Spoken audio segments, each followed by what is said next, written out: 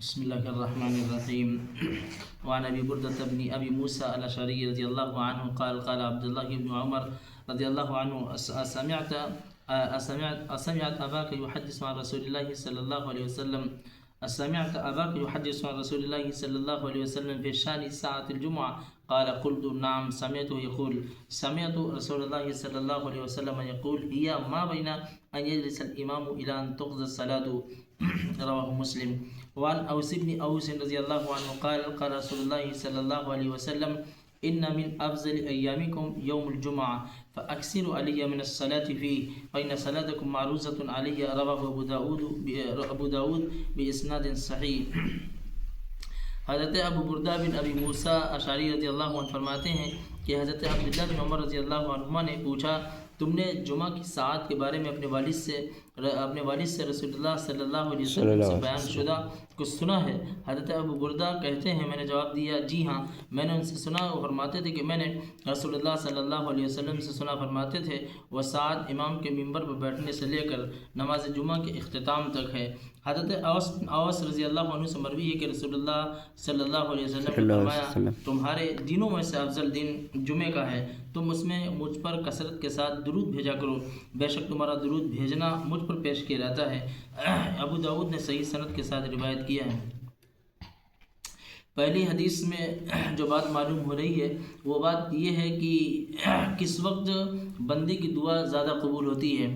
جیسا کہ کل ذکر کیا گیا کہ ایک ساتھ تو وہ ہے جو راجح قول کے مطابق ہے یعنی عصر سے لے کر مغرب تک کا جو وقفہ ہوتا ہے جو دورانیہ ہوتا ہے جو ٹائم ہوتا ہے اللہ سبحانہ و تعالیٰ اس میں بندے کی زیادہ دعا قبول کرتے ہیں.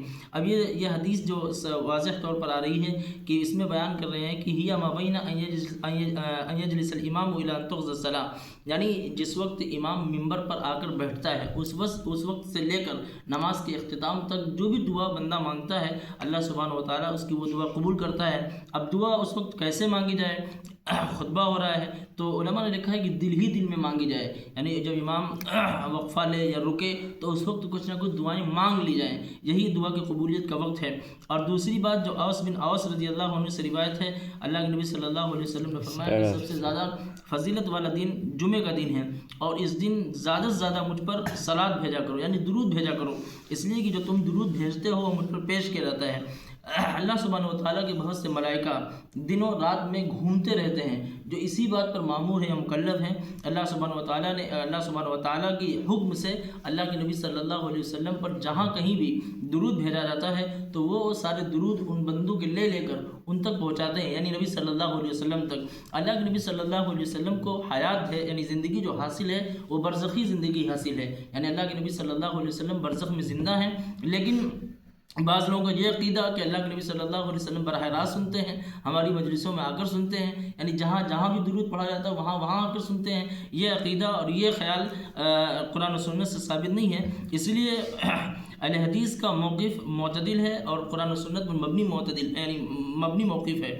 یہ اسٹینڈ ہے کہ اللہ کے نبی صلی اللہ علیہ وسلم براہ راست نہیں آتے ہیں نہ کہیں حاضر ہوتے ہیں نہ کہیں سماعت کرتے ہیں بلکہ اللہ کے حکم سے وہ فرشتے لے جا کر اللہ کے نبی صلی اللہ علیہ وسلم کے پاس درود لے جا کر پیش کرتے ہیں کہ فلاں بندے نے اس وقت آپ پر اتنے درود پڑھے اور اتنے تو اللہ سبحانہ و تعالیٰ ان کے پاس بھیجتے ہیں. تو فإن صلاتکم معروضۃ علیہ کا یہی مطلب ہے اور اس کو امام ابو داؤد رحمۃ اللہ علیہ صحیح سند سے روایت کر رہے ہیں.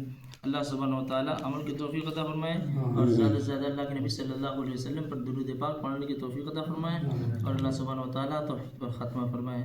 سبحانک اللہم و بحمدک اشہد ان لا الہ الا انت استغفرک.